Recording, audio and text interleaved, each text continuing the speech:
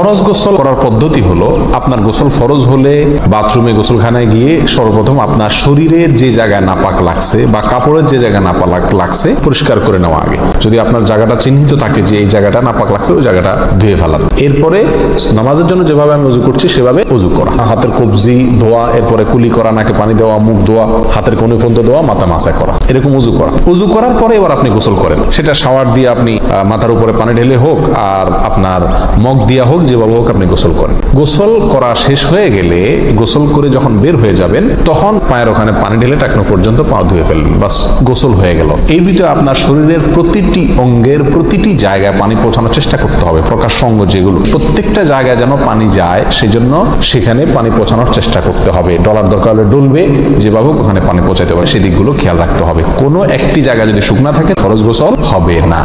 অতএব পরিপূর্ণ শরীর যাতে ধোয়া হয় সেদিকটা খেয়াল রাখতে হবে।